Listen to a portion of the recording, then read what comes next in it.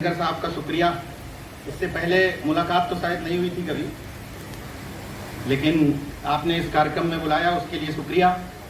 मंच पर जितने भी लोग आसीन हैं उन सभी लोगों का इस्तकबाल है। विशेष तौर पर नवा कुमार सरेनिया जी का, जिन्होंने असम से समय निकाला और उत्तर प्रदेश के लिए वक्त दिया, ये हम सब के लिए बड़े गर्व की बात है। आप लोक संवाद का प्रतिनिधित्व भी करते हैं। और श्रवण कुमार जी का भी शुक्रिया कि बिहार से चल करके आप कार्यक्रम में शरीक हुए। बाकी मंचासीन सभी लोगों का शुक्रिया। यहाँ बैठी हुई जनता का बहुत शुक्रिया, क्योंकि इस तरफ लोग ना बैठे हों तो इस तरफ वाले तो बेकार ही हैं। तो आप लोगों का विशेष तौर पर शुक्रिया। मेरे साथ मेरे मित्र आए हुए हैं राजस्थान से, हम लोग IMC के बैचमेट थे। जितेंद्र महिला जी, राष्ट्रीय लोकतांत्रिक पार्टी है वहाँ पर, हनुमान बेनीवाल जिसके राष्ट्रीय अध्यक्ष हैं। एक सांसद और 3 विधायक हैं उस पार्टी से जुड़े हुए हैं, जितेंद्र महिला, उनका भी इस्तकबाल है यहाँ पर। सीधे मुद्दे पर आता हूँ चूंकि समय कम है। सवाल ये है कि एक नेता चुनना पड़ेगा। तमाम वक्ताओं ने यही बात कही कि एक को नेता चुनना पड़ेगा। मैं चूंकि पत्रकार हूं तो मैं इसमें एक सोच थोड़ी डिफरेंट रखता हूं। किसी को नेता चुना नहीं जा सकता, नेता को ये बताना पड़ता है कि मुझे चुनो। ये अपनी अपनी सोच हो सकती है। किसी के ऊपर कोई नेता थोपा नहीं जा सकता। नेता खुद चिल्लाता है कि मैं तुम्हारा नेतृत्व करने के लिए तैयार हूं।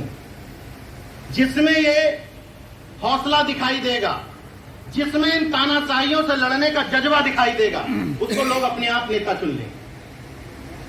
कोई कितना भी मन से सोच ले कि इसको नेता बनाना है, उसको नेता बनाना है, जब नेता चुनने की बात आती है तो कोई हिंदुत्व तो कोई सॉफ्ट हिंदुत्व में बह जाता है। तो नेता चुना कैसे जाएगा? सामाजिक न्याय की बात करते करते बागेश्वर धाम उसी प्रदेश से जाकर हिंदू राष्ट्र की बातें कराता है और हम सामाजिक न्याय का राग अलापते रहते हैं। तो कैसे नेता चुना जाएगा?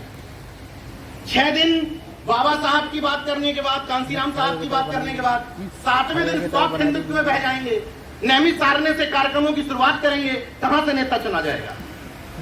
अपनी पिच क्लियर करनी पड़ेगी।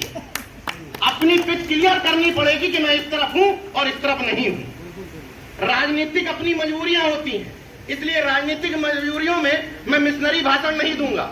मिशन और राजनीति तो कभी क्लब हुआ करती थी, आज नहीं है। किसी भी राजनीतिक दल के व्यक्ति से आप कहेगा राजनीतिक मजबूरी है, नवदुर्गा में फीता काटने न जाओ तो वोट नहीं मिलेगा।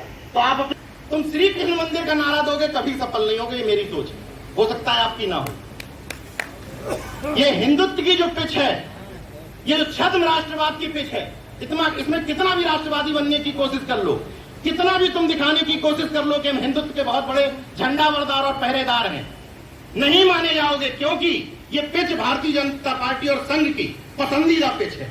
इस पिच पर खेलने जाओगे, इतनी धुआंधार बैटिंग की जाएगी कि तुम पिच से मैदान से आउट हो जाओगे। बॉल इतनी धुआंधार मारी जाएगी। तुम्हारी पिच है सामाजिक न्याय की पिच, मुंह से बोलने वाली नहीं, ठोक करके सामाजिक न्याय करने वाली पिच।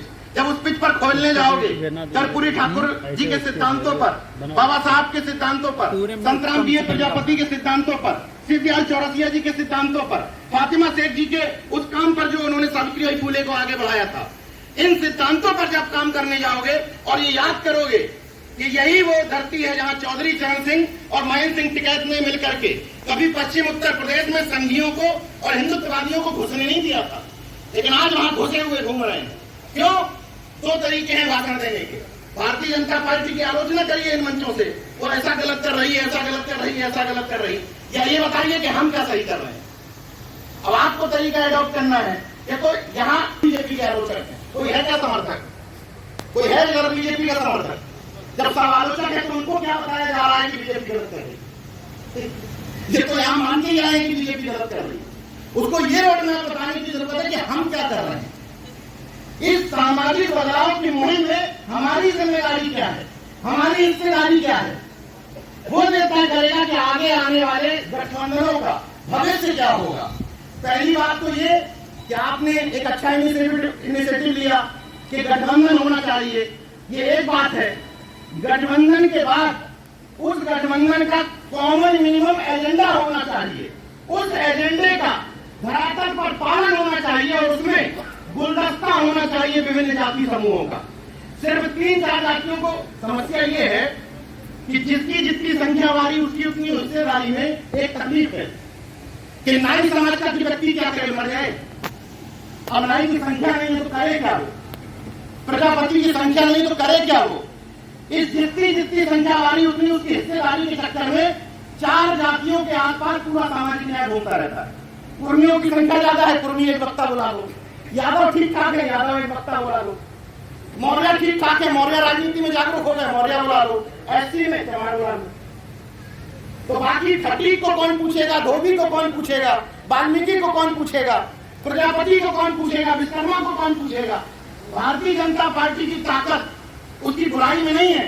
भारतीय जनता पार्टी से ये सीखो कि आज आप उदा देवी पासी की बात करो, आप पासी समाज से हो, वो आपको दे देगी एक, कह देगी रख लो एक रोडवेज बस का नाम उदा देवी पासी के नाम। बहुजन समाज पार्टी और कांसीराम साहब ने जो प्रतीकों की राजनीति की थी, उस प्रतीकों की राजनीति में माफ करिएगा, उत्तर प्रदेश के या बिहार के किसी भी दल से आगे इस समय भारतीय जनता पार्टी है प्रतीकों की राजनीति में। आपको पार्कों के नाम रखने में महापुरुष ही शॉर्ट पड़ जाते हैं। जब पार्कों के नाम रखने हो, स्टेडियम के नाम रखने हो, सड़कों के नाम रखने हो, पुल के नाम रखने हो, तो महापुरुषों की शॉर्टेज